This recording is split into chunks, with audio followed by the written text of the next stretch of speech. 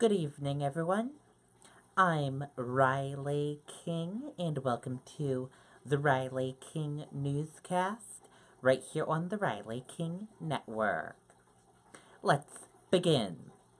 First up, bear falls from Manchester tree after being hit by tranquilizer dart. Let's take a listen to the video from WMUR News 9, Ray Brewer.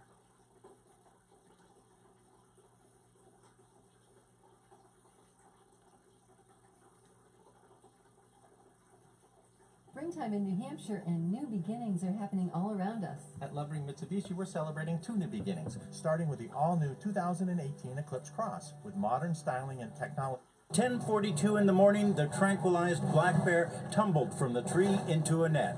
The bear had been camped out about 25 feet above a playground at St. Marie Parish, drawing a crowd throughout the morning.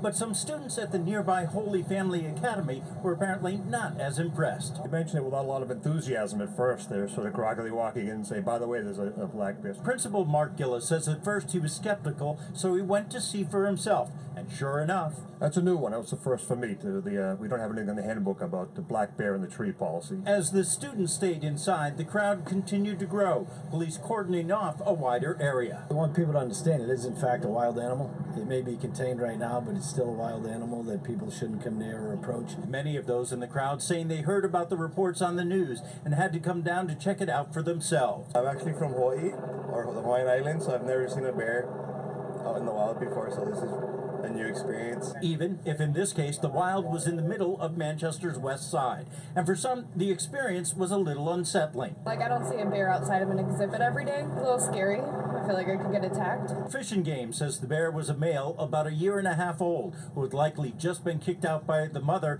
and was looking for his own territory and something to eat. This time of year they're looking for an easy meal because the berries aren't out right now, the nuts on the trees aren't out, so they're looking for an easy meal to get a hold of, and that's what he's in here doing, is looking for an easy meal. As you take a live look at where the bear was perched, Fish and Game says they're bringing the bear to Meredith to be relocated, and they're also reminding people to make sure they take in their bird feeders, make sure their trash is secured. Reporting live in Manchester, Ray Brewer, WMUR News 9. Okay, and there you go on that video and that report.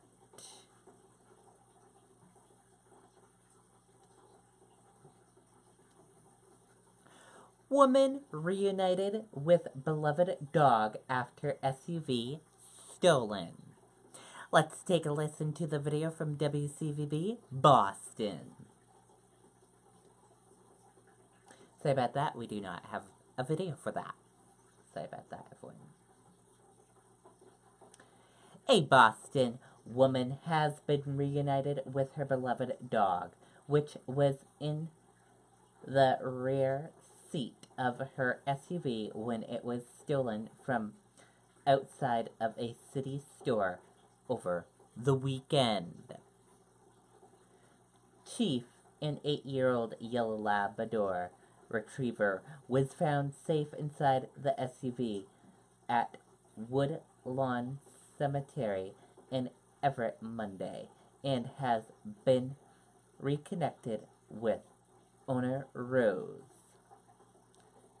Rose says she had just visited her mother's grave when she stopped at East Boston convenience store at about 8:45 a.m. Sunday. She left the vehicle running with the windows cracked and air conditioning on because Chief was in the back. When she came out minutes later, both were gone. Surveillance video shows a man walking through the parking lot, then getting in the SUV and driving away. No arrests have been made.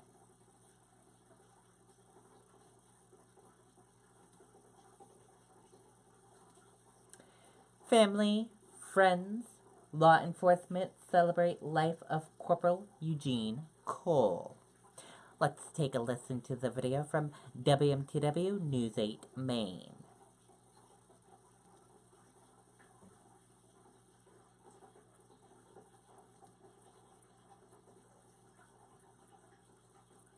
There's a fight in Maine over proficiency-based learning. Supporters say it helps all students rise to their potential. But opponents say it's boxing some students in. We'll break down the issue Wednesday at 4 on WMTW. Good afternoon. As I was sitting at home the last few days, finally getting some time to sit in silence and figure out what words I could possibly say to honor my father. I found it hard to organize thoughts. There's so many of them, no possible way to write them all down. I sat there and thought, dumb it down. Or as my father always says, keep it simple, kiss. And then he would laugh like he made that up. And he just smiled so proud of himself. So as all cops do, I figured I was going to structure this report. I knew how I wanted to start. You all know how the story ends. Corporal Eugene Cole, end of watch, 4/25/2018. But then I started analyzing everything I was thinking. I thought, how do I explain my feelings and my family's feelings for the hours and days and weeks after 4/25/18? See, my nightmare and my family's nightmare started on 4/25/18. My nightmare started with a horrifying. Okay, and there you go on some of the funeral that took place today. Family, friends, and law enforcement from across the country celebrated the life of Corporal Eugene Cole on Monday. Cole, 61, was shot and killed in the line of duty during the early morning hours of April 25th in Nordrake. An estimated 306,000 people, including hundreds of members of law enforcement, attended Cole's funeral Monday afternoon at the Cross Insurance Center in Bangor. It was one of the largest funerals in Maine history. Before the funeral, dozens of members of law enforcement escorted Cole's body in a procession from Skagwick to Bangor. People lined the streets along the procession route to honor Cole. When the procession arrived in Bangor, members of law enforcement lined the side of I-395 with their cruisers and saluted as the hearers carrying his body passed. During the funeral, Cole was praised for the way he treated people and his ability to defend tense situations. His boss, Sheriff Dale Lancaster, quoted from a Bible verse that said, "Blessed are the peacemakers." "Goodbye for now, my friend," Lancaster said. Cole's brother, Tom Cole, said he was taken by all the blue lights following his brother's casket during the procession to Bangor. Eugene Cole loved music, and he and his brother were in a band together. The band performed at the service. Cole's son, David Cole, spoke. David Cole is also a corporal with the Somerset County Sheriff's Department. They served together many years. The service ended with a final call, 1312. We have the watch from here. After the service, Cole received a final tribute outside the Cross Insurance Center.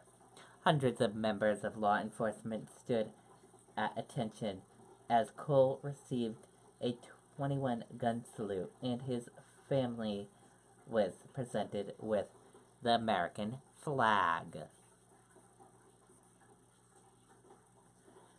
A flyover by the Maine State Police, Maine Warden Service, Maine Marine Patrol, and Maine Forest Service ended the tribute for Cole. He was the first officer to be killed in the line of duty in nearly 30 years in Maine. Memorial contributes may be sent to Corporal Eugene Cole Memorial Fund, CO Bangor Savings Bank at 113 Madison Ave, Scar Ridge, Maine 04976. Bracelets are also being sold at Northwick Town offices to benefit the fund.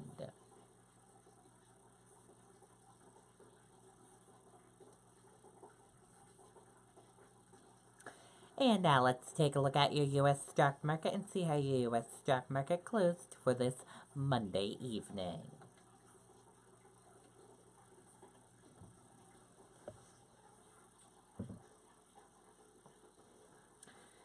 Your Dow Jones Industrial Average closed in the green and went up. Your Nasdaq closed in the green and went up. S&P 500 closed in the green and went up. CNBC IQ 100 closed in the green and went up. Gold closed in the red and went down. Oil closed in the green and went up. US 10-year closed in the green and went up. Euro/USD closed in the green and went up. And VIX closed in the red and went down.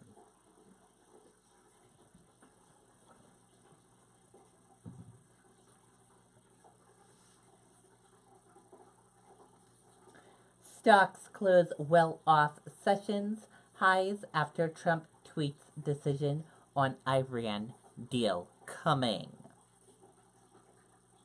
Stocks closed higher on Monday as technology shares posted a 3-day winning streak. However, the major averages closed well off the highs of the day after President Donald Trump tweeted he will be announcing his decision on the Iran deal on Tuesday.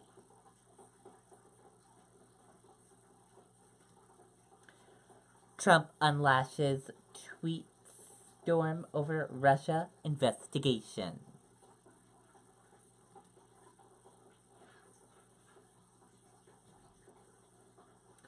Let's take a listen to the video from ABC News. So share it with others. Life's just more fun. And who better to share it with than those closest to us, our neighbors. So, pull the grill out front, America. Be sure to have plenty of King's Hawaiian buns and barbecue sauce on hand. And let's make this the summer of the block party. King's Hawaiian Foods. Next time you're grilling, try our delicious King's Hawaiian barbecue sauces, crafted with the irresistible flavors of the islands. All we hear about is this phony Russia witch hunt. That's all we hear about. So, just when I'm walking on the stage, a highly respected judge in Virginia made statements. It says, Wall Street Journal, it says, judge questions Mueller's authority to prosecute Manafort. Now, Paul Manafort's a nice guy. You know, he worked for me for a very short period of time, literally for, like, what, a couple of months? Little period of time. Then what happens? He worked for Ronald Reagan. He worked for Bob Dole. They worked, I think, as a firm for John McCain. They worked for others. Does anybody say that? No. But he's out there fighting. On fake news CNN,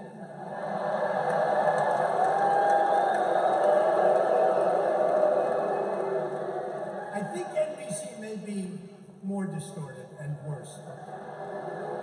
No, but on CNN, they have a headline, Judge in Manafort case says Mueller's aim is to hurt Trump. You believe that? This is what we're up. It's called the witch hunt. So I just said, give me that article. I want to read. It just happened a few minutes before I walked on stage. A federal judge Friday questioned special counsel Robert Mueller's authority to bring tax and bank fraud charges unrelated, nobody knows that, everyone thinks, oh, unrelated to the 2016 election against former Trump campaign manager, Chairman Paul Manafort.